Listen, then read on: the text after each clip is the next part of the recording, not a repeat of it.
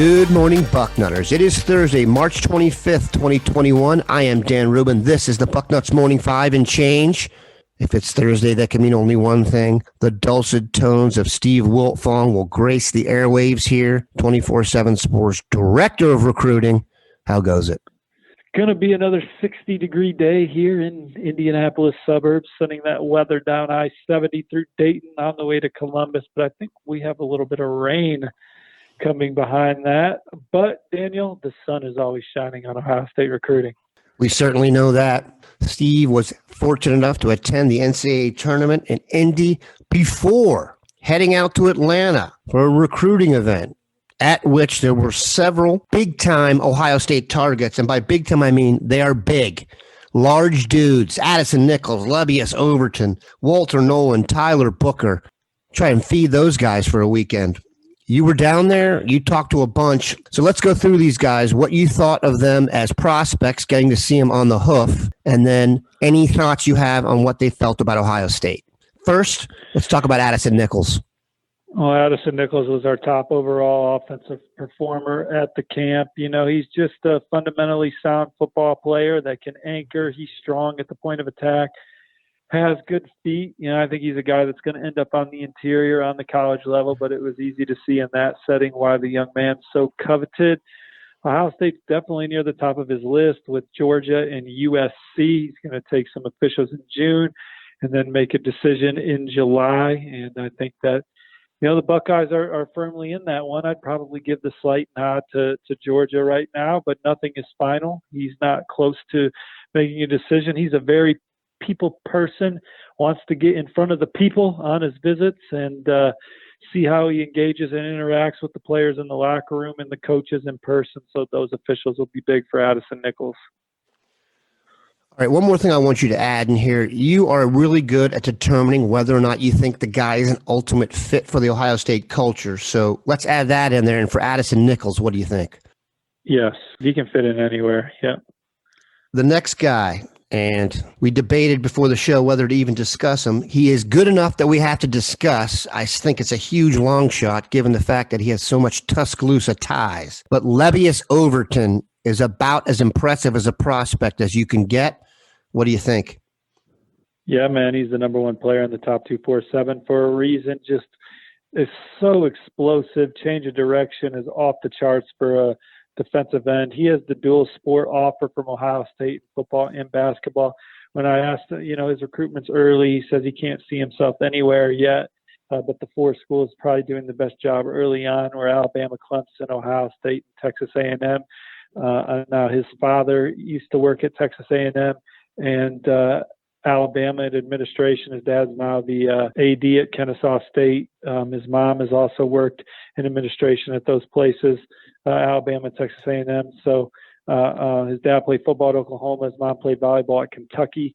He comes from a family of high achievers, both on the field and in the classroom. Both are important in this process. He is another that is an absolute fit anywhere in the country from a personality standpoint. He could go from Princeton to USC to Stanford to Ohio State to Alabama to Clemson, anywhere. He is a guy that checks every box on and off the field, and Ohio State is one of the schools doing the best job with him early.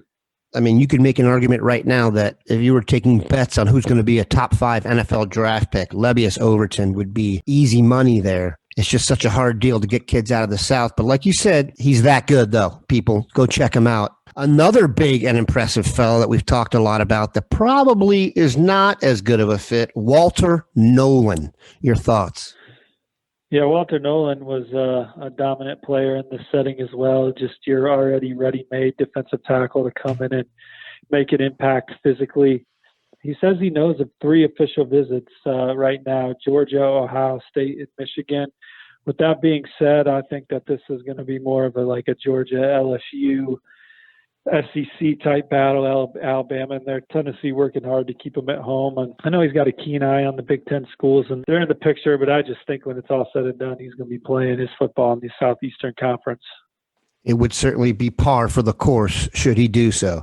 If there's one school that needs an administrative assistant just to calculate all the offers, it's IMG Academy. Your thoughts on Tyler Booker, who had a very, very interesting quote that Greg Stadrawa told him no Ohio State offensive lineman has had a concussion in the last 5 seasons.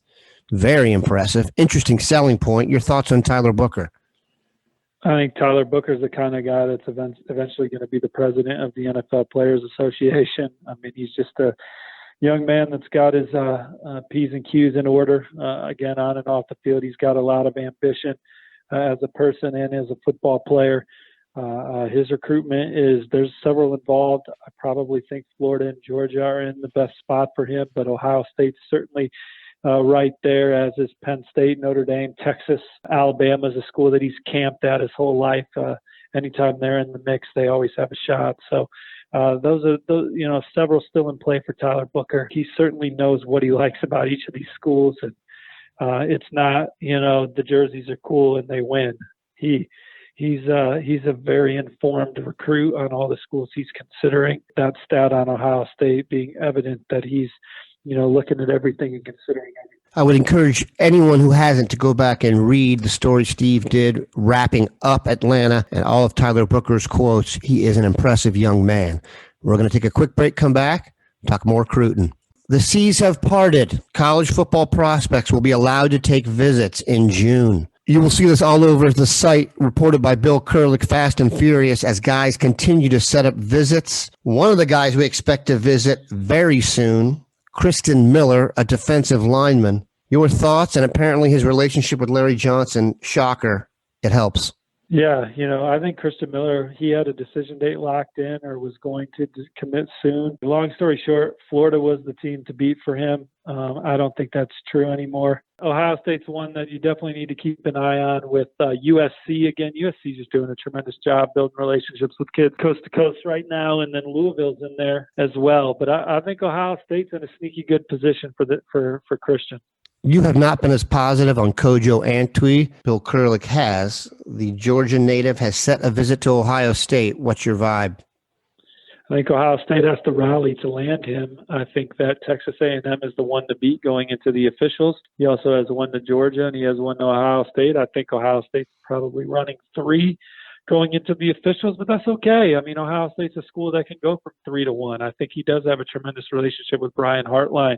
Obviously, he's seen the success of the program, and just because they're running number 3 doesn't mean they're a long shot or anything. I think he has great, genuine interest in the Buckeyes, and we'll see what happens with these official visits. Last guy I want to talk about. He's awesome. His state of residence makes me nervous. He just got an Ohio State offer. You reported it. A.J. Harris, the corner. Man, he was the best player in that camp setting over the weekend at Under Armour Atlanta. He's one of the premier corners in that class. His change of direction is off the charts. His burst, just a tenacious competitor. Georgia's built a nice little lead here, in my opinion, for AJ. They've been on him the longest. I think Notre Dame's doing a good job with him. And so with that, I'm thinking, you and I talked about it off air, this is a young man that I think Ohio State can make a move with, and he's just starting to blow up, just getting a bunch of other offers right now. But his family's got some Midwest ties, I believe, and he's a guy that I think will give Ohio State a good look, and we'll see what happens. These guys in this current class, they have not visited anywhere for the most part. When Ohio State rolls out that red carpet, it is very hard to say no. So optimism should abound. We appreciate Steve stopping by. Have a good one, Bucknutters. Take care, y'all. See you in the front row.